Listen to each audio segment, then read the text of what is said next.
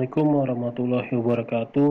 Kembali lagi bersama saya Muhammad Jakaria. Kali ini kita akan membuat database, mengkoneksikan database, dan terakhir kita akan memanggil database yang telah kita buat. Yang pertama-tama adalah kita setting dulu di autoload agar databasenya terotomatis. Jadi kalau kemarin kita sempat setting untuk form validation, sekarang kita tambahkan dia ada di application config autoload.php, lalu kita setting di sini ditambahkan di libraries ya, tambahkan session dan database, lalu kita tambahkan URL pada autoload helper. Selanjutnya kita akan membuat database sesuai dengan ketentuan yang di modul. Ini databasenya. Kita membuat database dengan nama pustaka, kemudian tabel-tabelnya ada tabel user, role, kategori, dan tabel buku. Ini bisa diinput disesuaikan dengan cara membuka localhost phpMyAdmin tentu dengan XAMPP yang sudah nyala. Nah, ini tinggal diklik baru, lalu kita bikin dengan nama pustaka, kita bikin tabel dengan ketentuan yang sudah diberikan di modul. Ini ada tabel buku, kategori, role, dan user.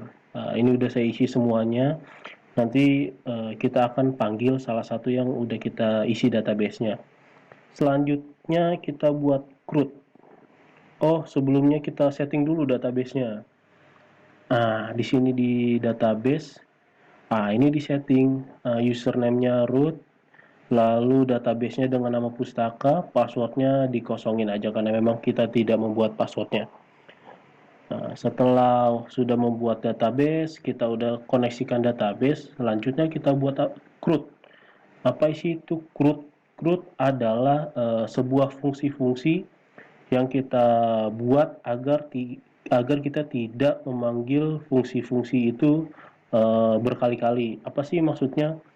Fungsinya contoh ada fungsi untuk ngapus, update, ini kayak ada simpan buku, get buku, update buku, ada insert juga ini untuk nambah, ada delete. Nah, ini kita buat, ini namanya CRUD, kita buat di model. Nah, ini kita buat dua, model buku dan model user.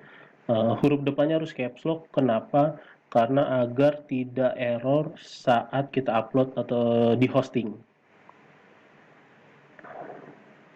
Selanjutnya setelah kita membuat CRUD, yaitu fungsi-fungsi untuk nambah, edit, delete, dan lain-lain, kita setting lagi itu terakhir ini sudah kita setting, CRUD-nya udah kita buat yaitu fungsi-fungsinya.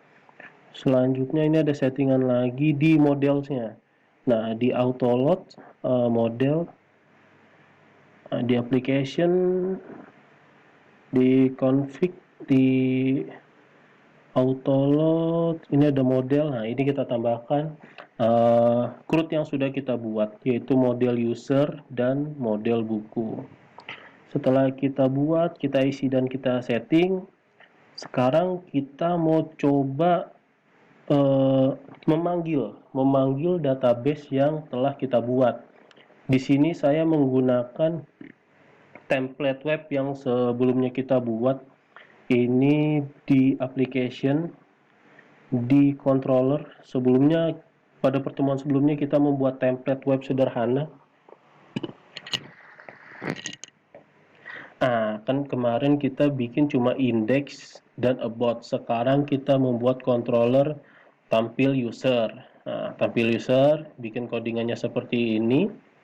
Ini kita ambil dari model user, get user, hasilnya kita bikin array. Ini dari mana sih? Dari model. Dari model, ini model user. Nah, ini dia. Ini kita bikin get user dari databasenya. Kita ngambil tabel user. Setelah bikin controllernya, sekarang kita bikin view-nya. Ini view-nya. Ini perulangan forex. Ini kita memanggil user nama dan email. Kemana sih nyambungnya ini?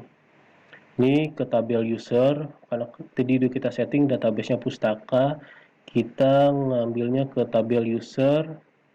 Nah, di sini kan udah saya isi. Nah, ini nih. Ini kita mengambil nama Muhammad Jakaria dan kita ngambil email. Nah, terus ini kita buka webnya. Pada pertemuan kemarin kan ada home dan about. Ini kita yang membuat CSS. Nah, lalu saya tambahkan user. Kita tambah user. Nah, dalam user ini kita langsung mendapatkan, kita langsung memanggil usernya dan nama emailnya sesuai dengan dari database yang kita buat. Muhammad Jakaria, emailnya di sini juga Muhammad Jakaria dan emailnya. Itu saja yang bisa saya jelaskan, kurang lebihnya mohon maaf kalau ada kesalahan kata dan kesalahan penjelasan. Terima kasih atas waktunya. Assalamualaikum warahmatullahi wabarakatuh.